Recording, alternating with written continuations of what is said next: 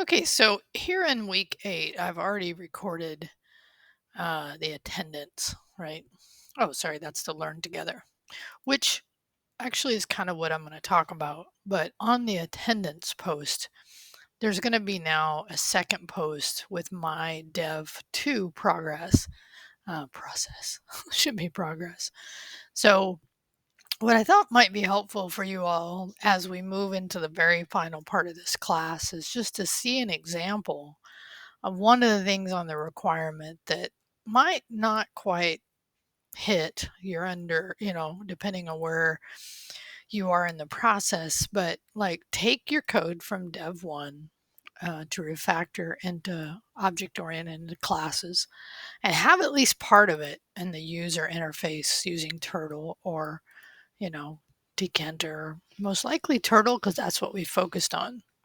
But as I was doing my work, and what I mean by this is when I was actually setting up and doing the Learn Together for week 8, where I had you document your classes, one thing I realized is that I couldn't just plan it out here. I actually needed to do it. And then I realized, yeah, that's actually what I was trying to get you to do, is to actually do it because it was easier. So here's what I want to show you. Here's um, my Dev 2.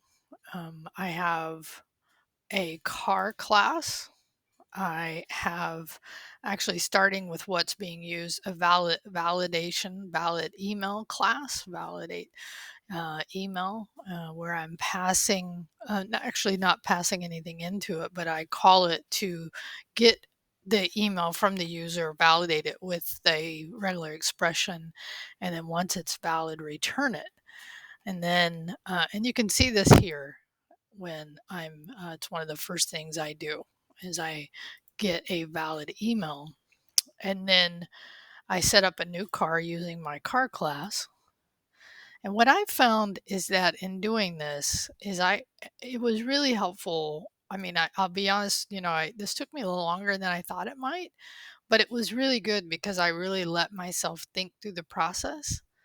So when I set up a new car and then I started looking at, well, I'm going to generate some data. This is something I did in my Dev 0. And that was fairly, because that's why if you're writing good functions, then creating classes is much easier because they kind of flow naturally. So then I had another one that calculated cost. So then I was thinking about all the things related to the car and what I would keep in there.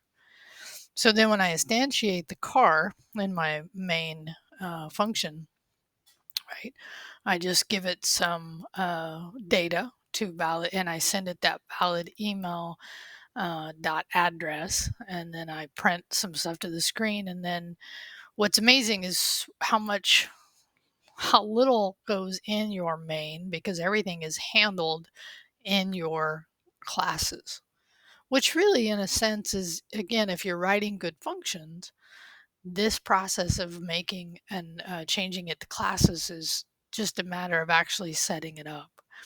So then I said, while entering data, then I have my next class, which is my session class. And what I need here is I need some data in order to calculate cost. So what I did is I added a session class that would validate both location, get it from, ask the user for it, and then add that attribute into the class. Okay, so I did that.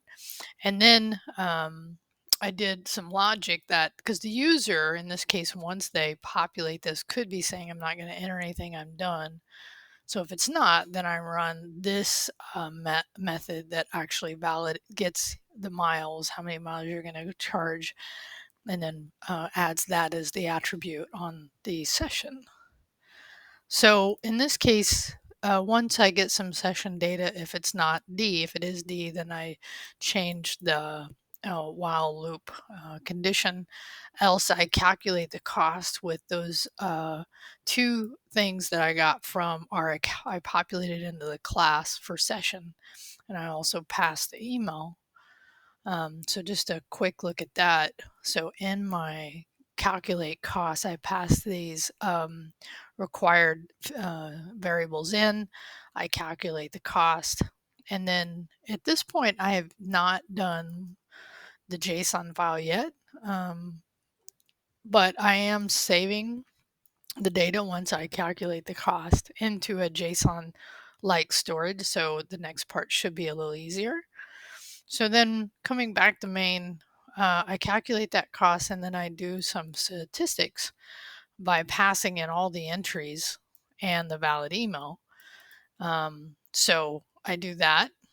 And then, so at this point, like this, there's nothing turtle yet, right? So this is, and we'll just run this, but I will tell you afterward is then when I use turtle to do some charging pie charts. And I'll show you that in a second. So if I just run my code here, the first thing it's going to ask me for is that valid email. So again, it's running that method until it gets a valid email address.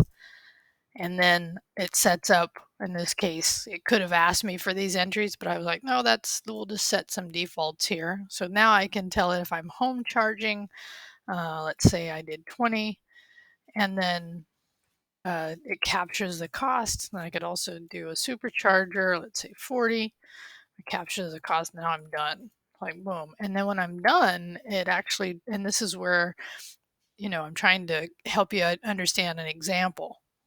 This is not, but this is kind of fun where I actually found some code. This was not my code, but I did modify it to meet my example to where I had it draw, or the code was pretty cool because it based on and I had to, of course, put my data in the format that it required.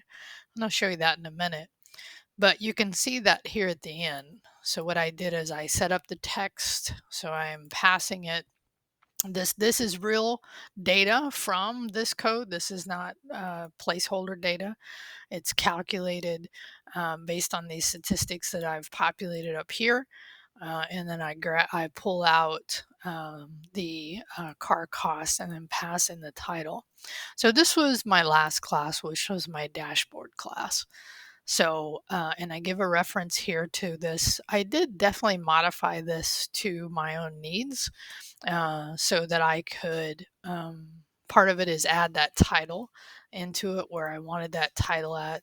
But it was pretty cool to be able to kind of lean into this idea because I thought gives you an example. Now, I'm not saying do this. All I'm saying is that you could have something because you don't have to have your entire program. Because I was thinking about how getting the user input, validating it would be a little more challenging with Turtle. And I think that's where Jess is talking about using Tkinter, which is another built-in GUI aspect in Python. But anyway, that's how I did it. So, and then I added a little time so that it draws the first one and the second one. And then also in my main, because I haven't done the last, I haven't set up the screen to do the click on exit. And actually, I didn't even set it up because I just let it default into whatever settings it did. I didn't even have to set up the screen here, even though it's in that dashboard class. So I at least wanted to give you an example of, and I'll again add this, but the reason I ended up going a little further is as I was starting to do this, because I think this is such a good exercise. I found for me that I actually just went ahead and did it because then it allowed me to answer all these. As a matter of fact, here's the beginning of my documentation for this, where I went through and I set up, here's my classes and my methods. I need to do a little more documentation, but it felt like a really good start for me. And again, it was just like, go do it.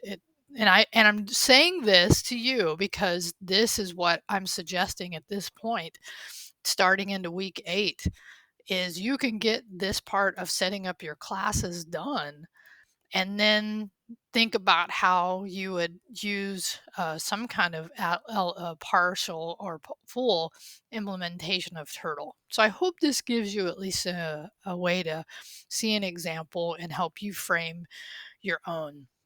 And now I'm going to move on because I'm actually almost done with the Udemy course and set up my week 9 and do my final touches on my dev. Okay, talk to you later.